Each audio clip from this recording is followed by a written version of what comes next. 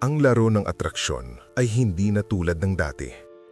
Ang mas batang babae ay hindi na hinahabol ang lalaking maingay, nagyayabang o pilit na nagpapabata. Hindi sapat ang pera, hitsura o kilig lang. Ang hinahanap nila ay lalaking bihira, kalmado, buo ang loob at may sarihing direksyon. Ang lalaking abala sa sariling mundo, hindi sa approval ng iba, ay kusang nakakahikayat. Habang ang karamihan ay desperado, ang lalaking ito tahimik ngunit may bigat sa presensya.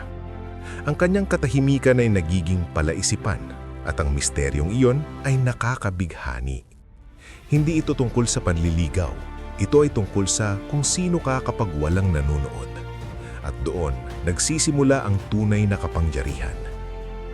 Una, unahin mo ang misyon mo kaysa sa kanya. Ito ang pinaka hindi naiintindihan ng maraming lalaki, lalo na kapag mas bata ang babaeng gusto nila.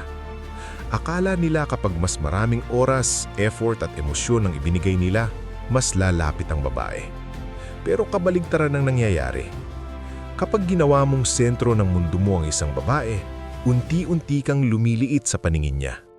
Hindi dahil masama siya, kundi dahil nawawala ang isang bagay na mahalaga: respeto. Ang mas batang babae ay hindi naghahanap ng lalaking umiikot ang buhay sa kanya. Ang hinahanap niya ay lalaking may sariling direksyon, sariling laban at sariling mundo. Isang lalaking may ginagawa kahit wala siya. Isang lalaking hindi natitinag kapag hindi siya agad nag-reply. Hindi nababaliw kapag hindi siya available. Bakit? Dahil ang ganitong lalaki ay may pinanghahawakan, may misyon, may pinupuntahan. Kapag busy ka sa pagbuo ng sarili mo sa karir, sa katawan, sa disiplina, sa pag-angat ng buhay, may natural na bigat ng presensya mo. Hindi mo kailangang ipilit ang atensyon, kusang dumarating. At ang mas batang babae, ramdam niya yun. Ramdam niya na hindi ka naghahanap ng taong pupuno sa kakulangan mo. Buo ka na. Bonus na lang siya. Women want to be part of something bigger than themselves. Gusto nilang sumama sa isang journey, hindi maging dahilan kung bakit ka gumagalaw. Kung wala kang goal, wala silang susundan. Kung wala kang direksyon, wala silang mararamdaman na seguridad. Pero kapag malinaw ang misyon mo, kahit hindi ka magsalita ng marami, mararamdaman niya na may lalaking kayang manguna. Unahin mo ang misyon mo, hindi para mawala siya, kundi para maging karapat-dapat ka sa tamang klasing babae. Kapag nakita niyang hindi mo siya kailangan para maging buo, doon niya gustong manatili. Pangalawa, master the silence. Sa panahon ngayon, lahat ay gustong marinig. Lahat may opinyon, lahat may kwento, lahat nagpo-post, nag-e-explain at nagtatanggol ng sarili. Kaya kapag ikaw ay marunong manahimik, agad kang naiiba. At ang kaibahang yun, ramdam ng mas batang babae. Ang katahimikan ay hindi kakulangan sa confidence. Kabaligtaran, ito ay senyales ng kontrol. Hindi mo kailangang ipaalam ang lahat tungkol sa iyo sa unang date. Hindi mo kailangang ikwento lahat ng plano mo, lahat ng sugat mo, lahat ng iniisip mo. Hayaan mong may espasyo.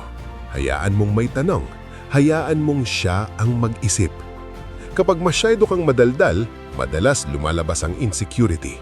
Parang may pinapatunayan.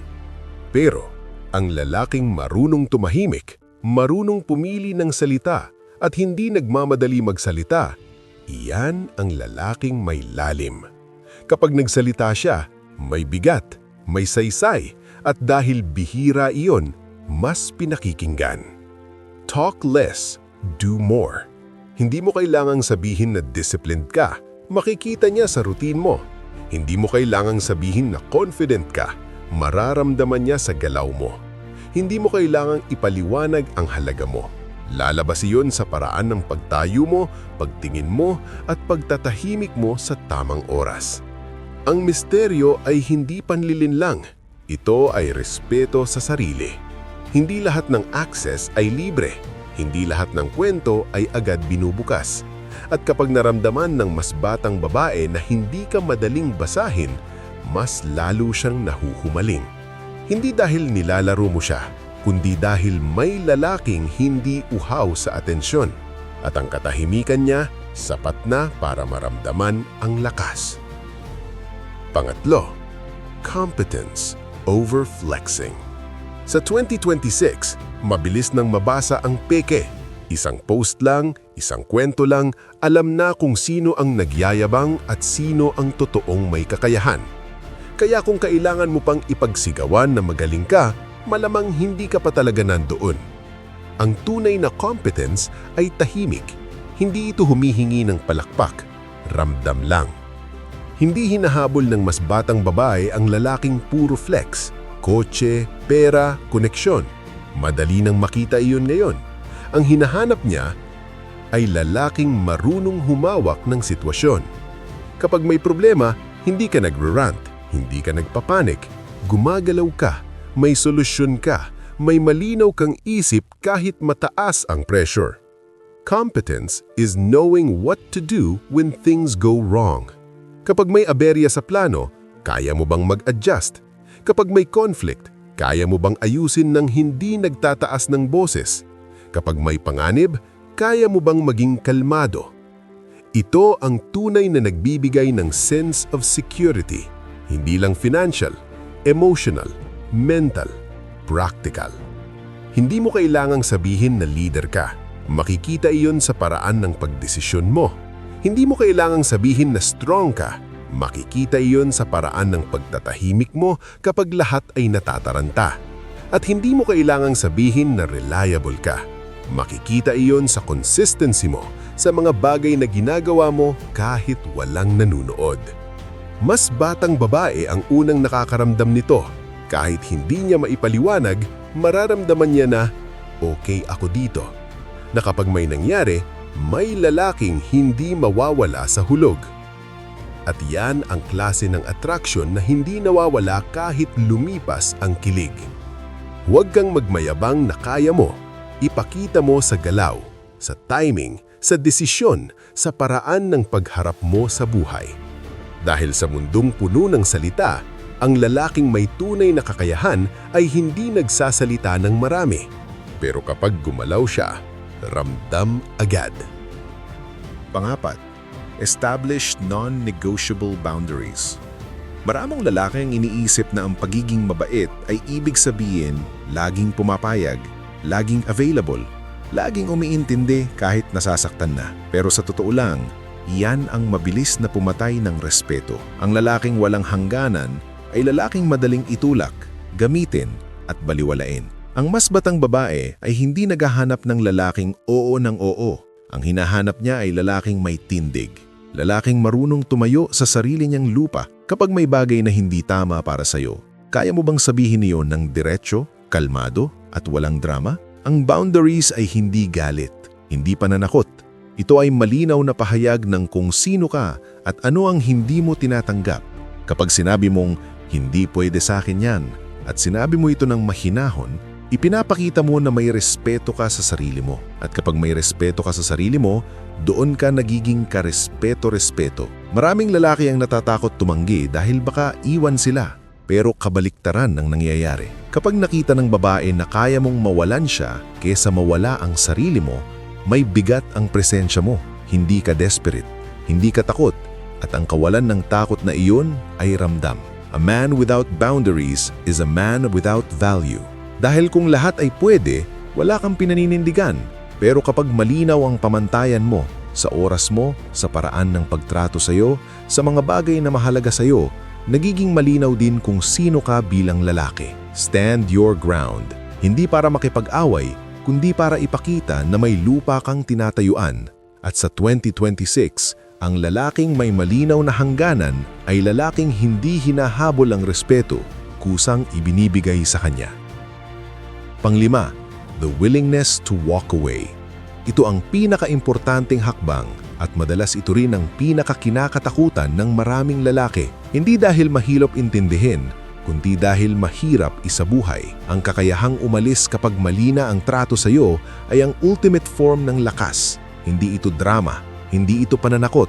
Ito ay tahimik na desisyon na nagsasabing, may halaga ako kahit wala ka. Kapag takot kang mawala ng isang babae, hawak ka niya. Kahit hindi niya sinasadya, mapapansin mo, mas madali kang bastusin, mas madali kang baliwalain, mas madali kang itulak palayo sa sarili mo. Pero sa sandaling alam niyang kaya mong umalis, na hindi ka magmamakaawa, hindi ka hahabol, hindi ka guguho, may nagbabago sa dynamics. Ang lalaking kayang mag-walk away ay lalaking hindi nakaasa. Hindi siya kumakapit para mabuo. Buo na siya, kaya ang presensya niya ay choice, hindi pangangailangan. At ang choice na iyon ang may bigat. Kapag alam ng babae na kaya mong maging masaya kahit wala siya, mas nag-iingat siya kung paano ka tratuhin. Hindi dahil takot siya, kundi dahil ramdam niya ang halaga mo. Ito ang healthy tension na hinahanap ng maraming relasyon pero bihirang makuha. Walang habulan, walang laro, may malinaw na mensahe. Masaya ako kasama ka pero hindi ko isusuko ang sarili ko para lang manatili ka. At yan ang klase ng lalaki na mas pinipiling kapitan kesa iwanan. Never chase. Ang paghahabol ay galing sa takot. Ang attraction ay galing sa buo at kalmadong loob. Kapag umalis ka sa isang sitwasyong hindi na tama, hindi ka talo, nanalo ka sa sarili mo. At ironic man pakinggan, madalas doon pa mas lumalakas ang panhila. Tandaan mo bro, ang edad ay numero lang, pero ang maturity ay desisyon na ginagawa mong araw-araw. Sa 2026, hindi ang pinakagwapo ang lamang, hindi rin ang pinakamayaman. Ang lamang, ang lalaking hindi natitinag, kalmado ang isip, buo ang loob, at may sariling direksyon. Kapag ikaw ang lalaking iyon, hindi mo kailangang manghabol, kusang lalapit ang tamang tao. Pang-anim, maging ang emotional rock sa gitna ng bagyo. Ito ang tahimik na lakas na hindi kayang gayahin ng lalaking emotional din. Ang totoo, maraming mas batang babae ang dumadaan sa face ng matinding pressure. Career, social media, expectations, comparison, anxiety. Mabilis silang ma-overwhelm. Mabilis magpanik, mabilis maapektuhan ng emosyon. At dito nagkakamali ang maraming lalaki. Sumasabay sila sa gulo. Kapag nakipagsabayan ka sa drama, pareho kayong lulubog. Kapag tinaasan mo rin ang boses, kapag nag-react ka agad, kapag pinatulan mo ang bawat emosyonal na pagsabog, nawawala ang isang bagay na mahalaga. Ang pakiramdam ng safety. Ang hinahanap ng babae ay hindi lalaking magaling makipagtalo. Ang hinahanap niya ay lalaking hindi natitinag. Kapag siya ay galit, ikaw ay kalmado. Kapag siya ay nalilito, ikaw ay malinaw. Kapag siya ay emosyonal, ikaw ay grounded. Hindi ibig sabihin nito na manhid ka o walang pakialam. Ibig sabihin, hindi ka kontrolado ng emosyon, niya man o iyo. Hindi ka nagre-react, nagre-respond ka. At ramdam iyon ng babae. Kapag nakita niyang hindi niya kayang hilahin pababa sa emosyonal na bagyo, may nagbabago sa loob niya. Hindi niya kailangan magpigil palagi. Hindi niya kailangan magpanggap na okay. Dahil alam niyang may lalaking kayang humawak ng espasyo. May lalaking hindi mawawala sa sarili kapag siya ay nawawala sa hulog. Doon ka nagiging sanctuary. Hindi dahil sinosolve mo lahat ng problema niya, kundi dahil steady ka. Ang presensya mo pa lang ay nagpapakalma. At ang ganitong klasing lalaki ay bihira. Sa mundong mabilis mag-react, ang lalaking kalmado ay parang anchor. Hindi siya gumagalaw sa bawat alon. That calmness is power. Hindi ito ingay, hindi ito dominance, ito ay kontrol sa sarili. At kapag naranasan ng mas batang babae ang ganitong klaseng emosyonal na estabilidad, mahirap na itong palitan. Dahil sa iyo, nararamdaman niyang ligtas siyang maging totoo. At ang safety na iyon ay mas malakas kaysa kahit anong kilig. Pang-7, the art of decisiveness. Isa ito sa pinaka-underrated na katangian ng lalaking hinahabol. Sa panahon gayon, sobrang daming pagpipilian. Anong kakainin, saan pupunta, anong susutin, anong desisyon ang tama. Pagod na ang isip ng karamihan, lalo na ng mas batang babae na exposed sa endless options araw-araw. Kaya kapag ang kaharap niya ay lalaking laging nagsasabing, ikaw bahala, hindi iyon sweet, nakakapagod iyon. Ang lalaking hinahabol ay marunong magdesisyon. Hindi pa dalos-dalos, pero malinaw. Hindi kailangan ng mahabang paliwanag.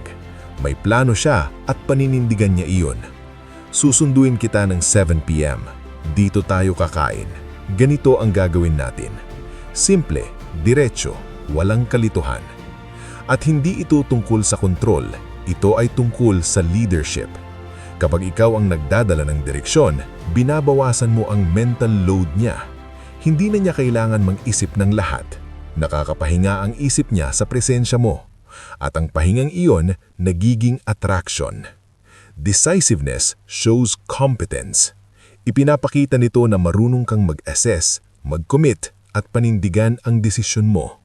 Kahit magkamali minsan, okay lang dahil mas mahalaga ang consistency kaysa perfection. Mas pipiliin ng babae ang lalaking nagdedesisyon at natututo kaysa lalaking laging umiiwas sa responsibilidad.